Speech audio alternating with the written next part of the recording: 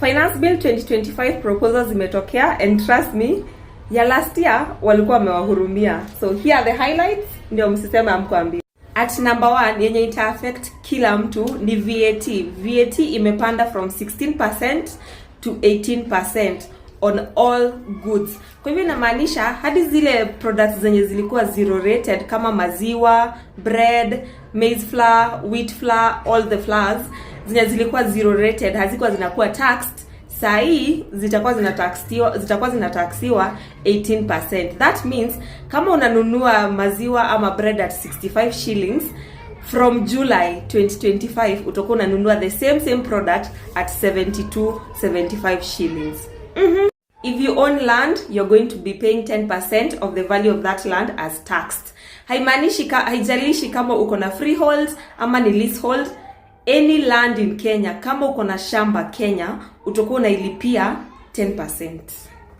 Wakulima, poleni kwa sababu mtakuwa mnalipa 5% tax on your product. So kama unauza coffee, avocado, tea leaves, any agriculture product, mahindi, utakuwa unalipa 5% of kenye umevuna ama kenye umeuza.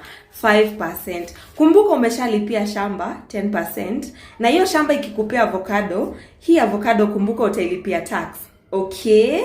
Yeah. Employed ninjas, pay imepanda from the maximum ilikuwa 35%.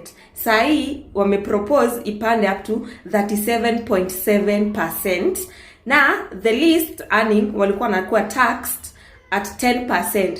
Saa hii wana propose iende mpaka 25%. Kumbukeni, hapa bado haujalipa shisha, haujalipa affordable housing, haujalipa NSSF, haujalipa pension, haujalipa just release. Ulidhani 2025 ndo utazaa? Unfortunate for you, ukizaa unalipa tax. Okay? Mungu akikubariki na mtoto unalipa tax juu ya kuzaa. Wacha tuguze Gen Z kidogo. If you use internet, utakuwa unalipia 15% of the bundles.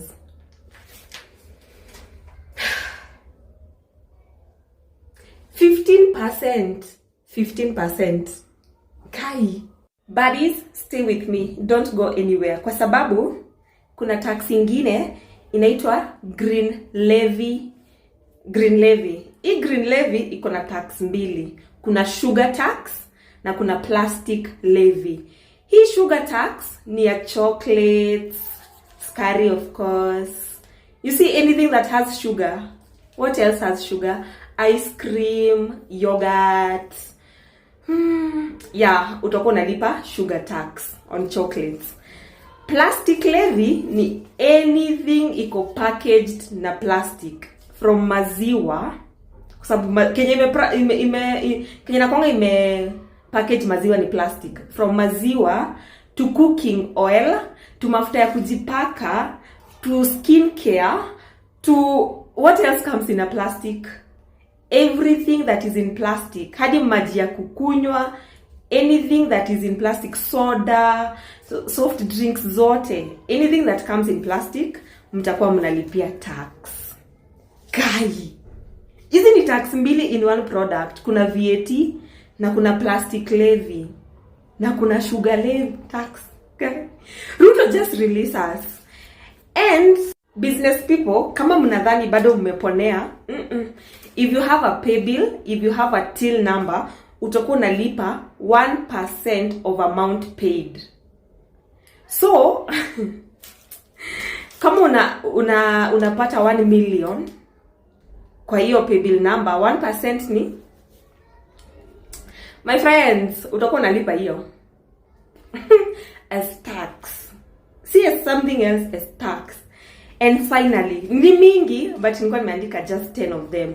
Finally, kuna mazingira tax. Mazingira tax in short ni eco levy. Ile eco levy yenye tulikuwa tunasema diapers, unaona, sanitary pads, unaona, eco levy, as long as wame change tu jina.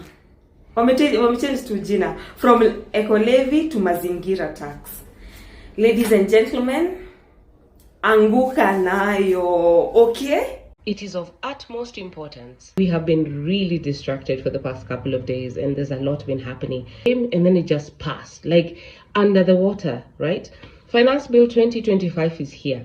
Tafadhali, again, just 3 minutes of your time to say no to Finance Bill 2025 because you thought last year was worse.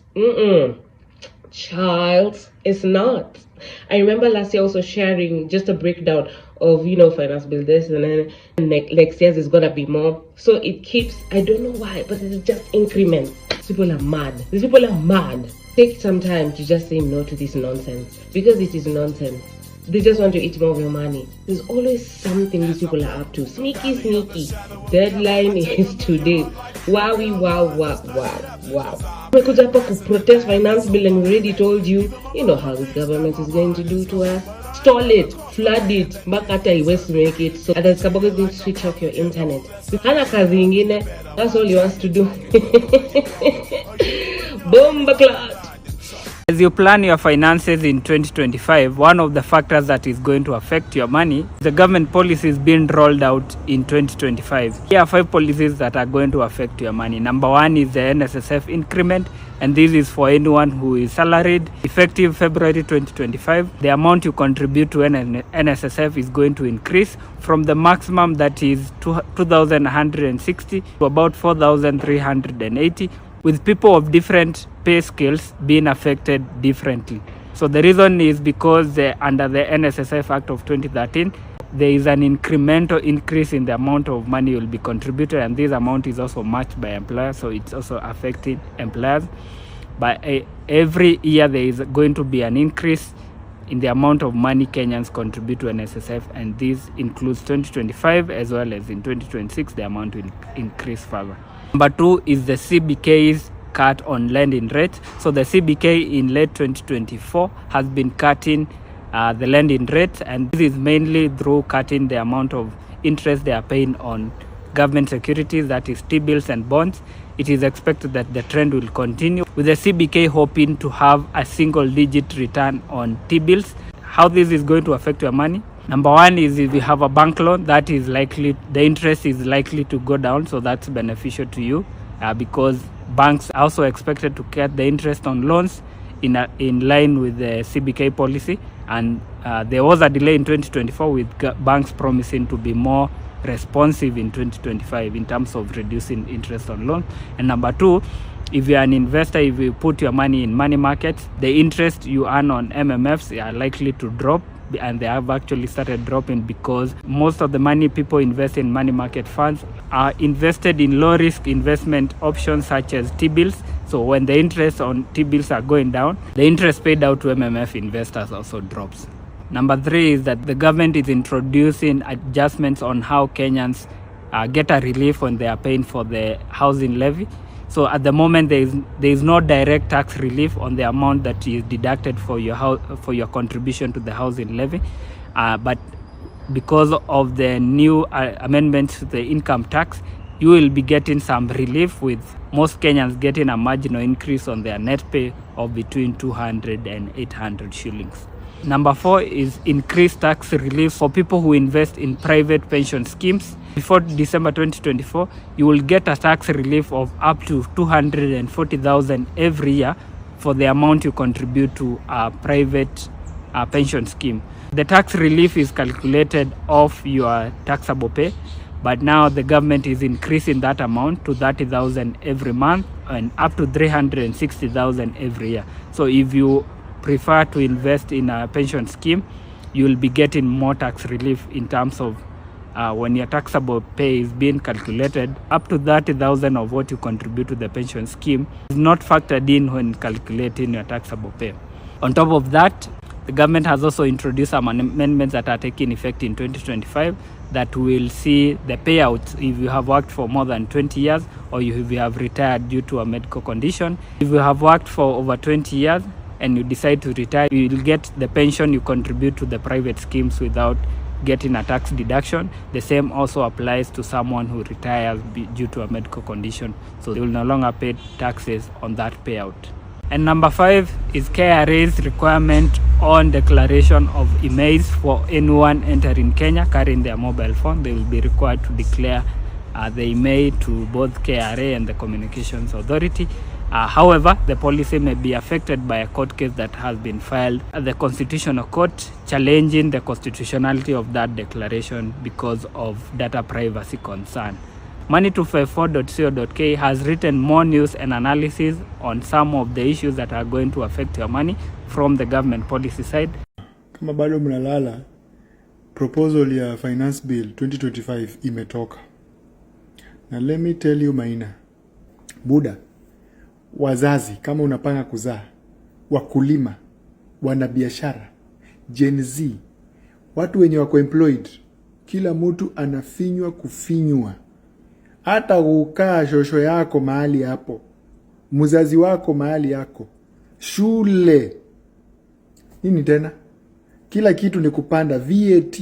Hey, right now I'm convinced this is a transfer of wealth. Yani, gava inachukua kila kitu from your pocket. Juu ikishachukua wao si wanaeka kwa mfuko yao. This is a transfer of wealth. Ndio maana hata unaona shisha ifanyi. Ukituma kwa shisha inaenda. Ukienda kutafuta service upati. The biggest outflow of our tax revenue is debt. And that's wherein lies the problem.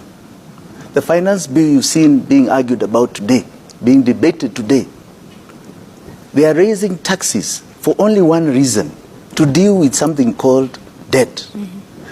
Kenya Kwanza government is proposing to raise tax revenue from what we have estimated this year. I think the previous government had put an estimate of 2.1 trillion. We have now calculated, according to the latest figures, that it will be 1.9 trillion that they'll collect. They want to propose that in 1 year, they are going to raise tax revenue from 1.9 trillion as it is today to 2.9 by the end of next year. By 1 trillion shillings in 1 year, a statistical impossibility.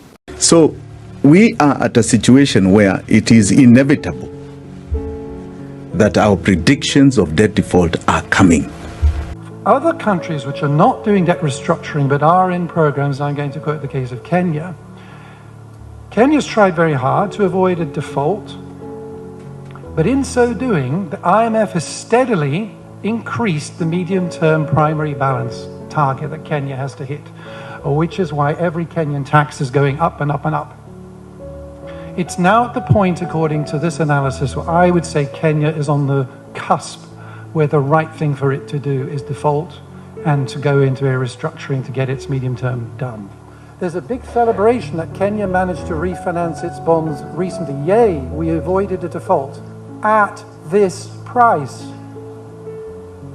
The price is not the interest rate that you had to pay, which was very high, on that refinance Eurobond. It's also the fact that you have accepted that your medium-term primary balance target is now above the band, compromising Kenya's medium-term growth.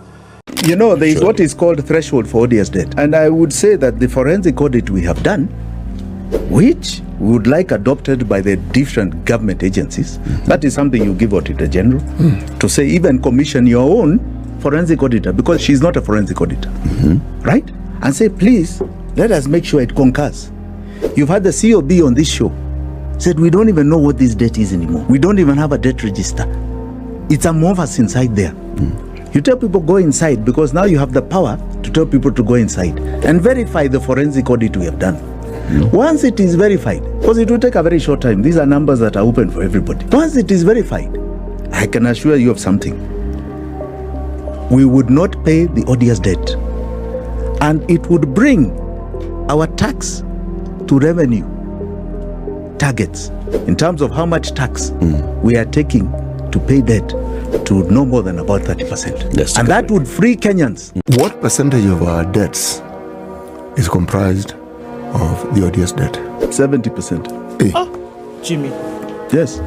7 trillion shillings. 70%, yes. Let me update you. When we started screaming about debt, It was 9. It was at 8.4. July 2022. Today, January, it is at 11 trillion. Even after paying 1.9 trillion, we had done the accounts of the country. So you take our revenue. How much revenue had we collected, tax revenue actuals, over the last 10 years? It was 13.3 trillion. What was our expenditure? Our expenditure, we categorized this way over the last 10 years. This is up to June 2023. We categorized this way. Development was 6 trillion. What was the county expenditure? Over 10 years.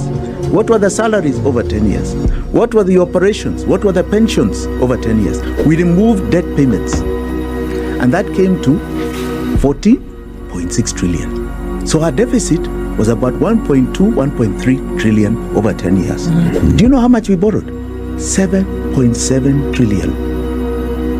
6.5 trillion above what was required, which is like 60 years worth of debt in advance that we pay today. It was not needed. That is the odious debt. It is not. What would happen if we refuse to pay the odious debt? What immediately happens is the following. Is that you say we can afford to pay what is not odious. That one, put it aside, we are going to pay it. But we need to audit it. Because as I also have said from before, we are clearly, in my view, have overpaid this debt. So we need to have checks and balances on this, our figures. So we need to say what is legitimate, pass through our parliament, is in our budget, we shall pay. What is odious, we put aside and investigate its payments and declare it odious. Now, what will happen is that you have a crisis, but for a much shorter period. With a decisive leadership, within a matter of no more than 6 months, this matter will be sorted out for most Kenyans. Meta vile naona nisha reject hiyo finance bill 2025. Ningoje tu date ya maandamano.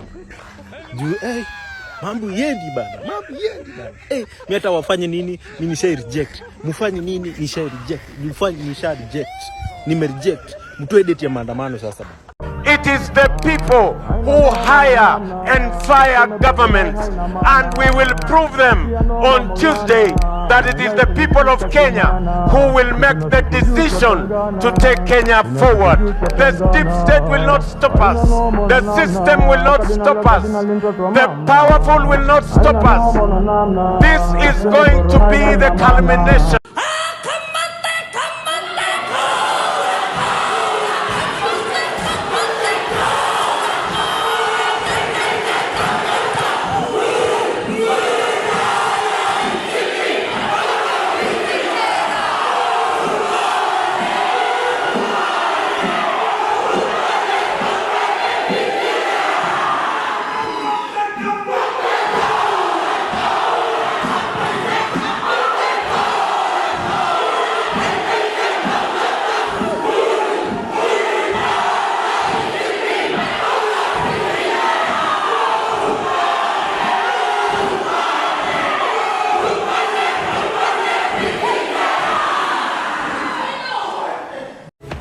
This Tuesday, the Gen Z are coming.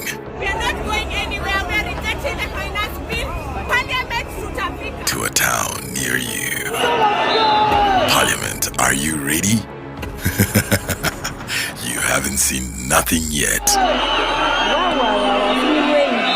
Reject the Finance Bill 2024 and the oppressive government behind it.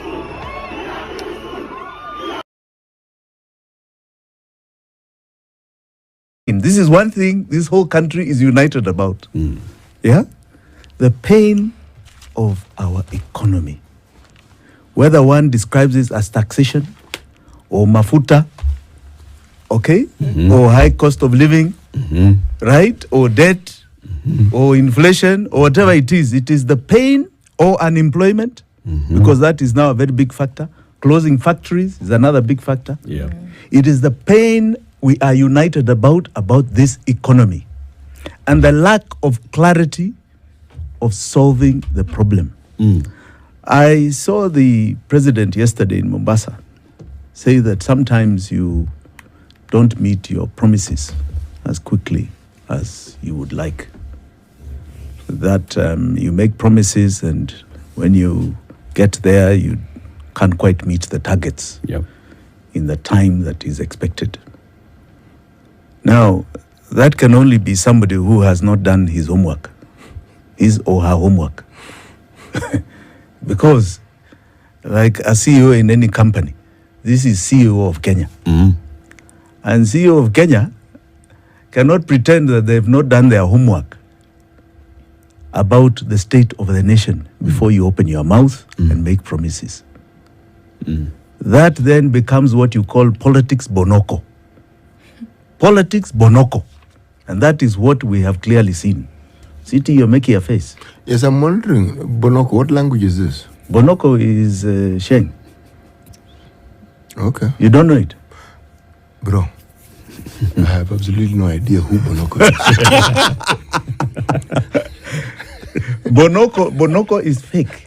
The connotation is fake. This is fake politics. You seduce the public, dangling carrots that you know you will never deliver. And that is the situation we are in. If you were president today, what would be the 1, 2, 3 things that you would do to solve the crisis in the country?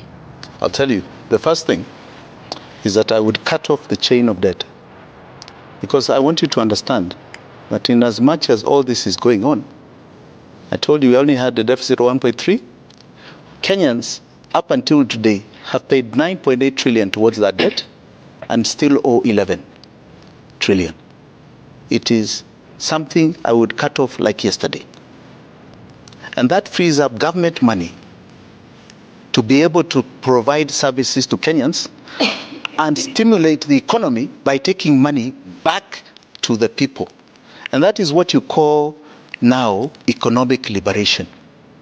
The one thing that has not been understood by many people up until today is what period we're in.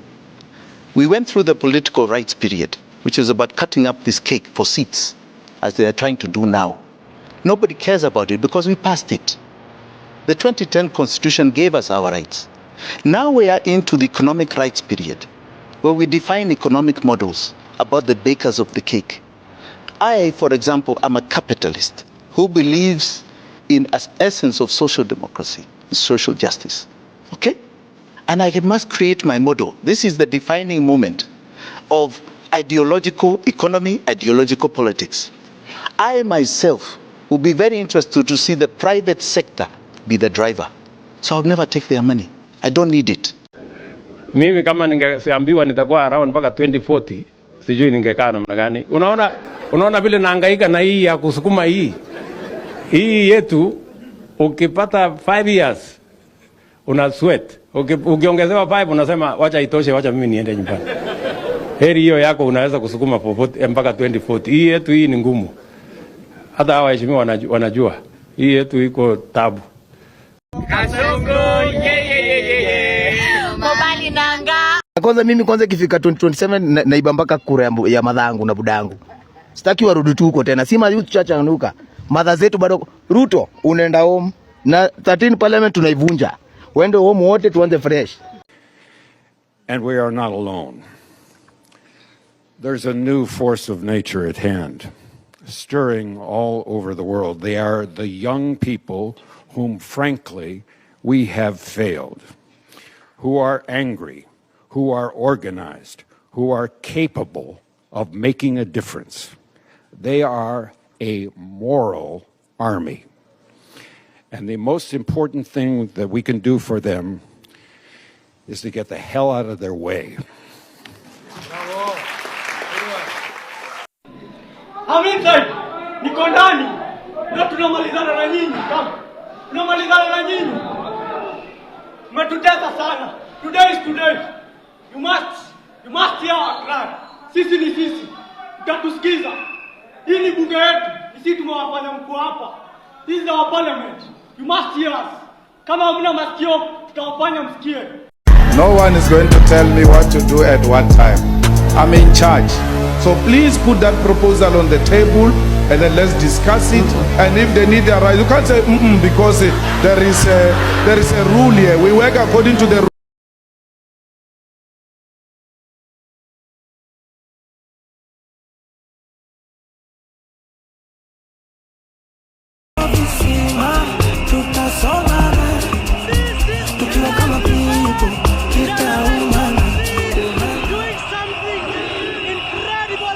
President, nataka kuambia uko na miaka 2 katika ofisi na hawa wananchi hawa they will punish you, na hata ukiwa na pesa watakutoa nje.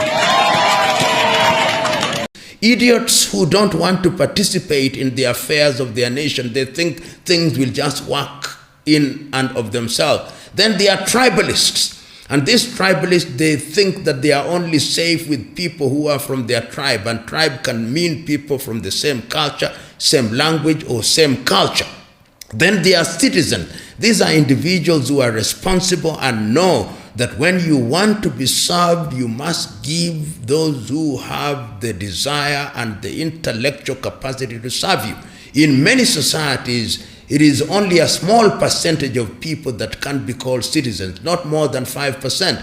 And if a society wants to grow in the right direction, civic education is what will help the idiot and the tribalist to become a citizen. Wacheni tu mimi niseme na mapema. Ndio kama kuna list na andiko mniweke kwa list. I can't wait to reject Finance Bill 2025. I can't wait because I know it will be something absurd. It will be something mental. I can't wait. Mniweke kwa list jameni. List ya reject.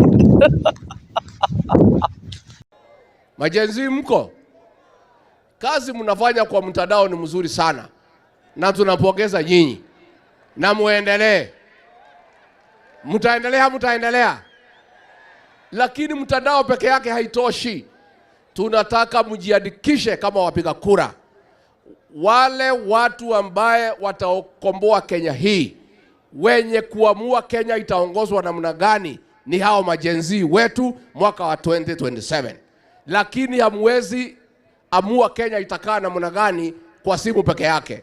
Lazima mchukue vitambulisho, lazima mjiandikishe kama wapiga kura. Siku hiyo ikifika muamuke saa 9, muungane na sisi na wengine, tuende pale kwa debe, tutafute uongozi wa maana ambaye utaheshimu wa Kenya, utaheshimu demokrasia na utakubali kufanyia kila mtu maendeleo. Tumekubaliana majenzi? Now, why do you want Ruto gone? We want Ruto gone because he is killing innocent people. He's wanting to pass the Finance Bill 2024. He's putting tax on sanitary products that girls can't even buy. He's can't go to school. He's corrupt. He's taking the money. He needs to go. Yes. Out. If you're going to raise anything, start with your hairline. Nice. Control, Alt, Delete, Ruto.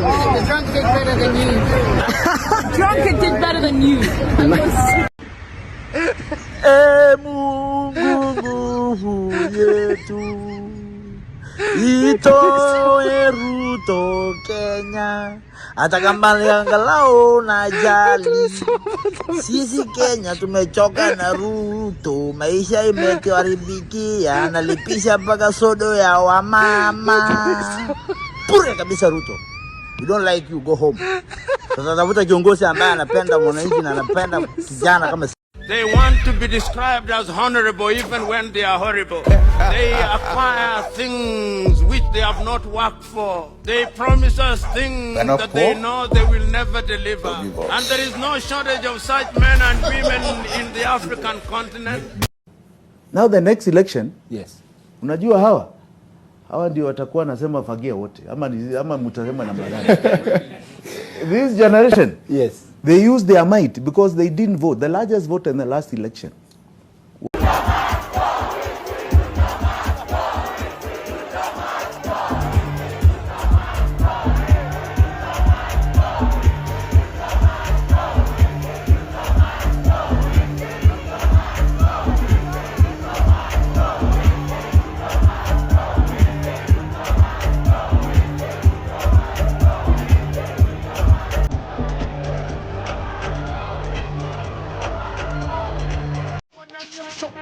like me, you like me. Why them a fight me, fight me, fight me. You like me, chewing a bomb, and bite it. You like me, chewing a bite it. Don't like.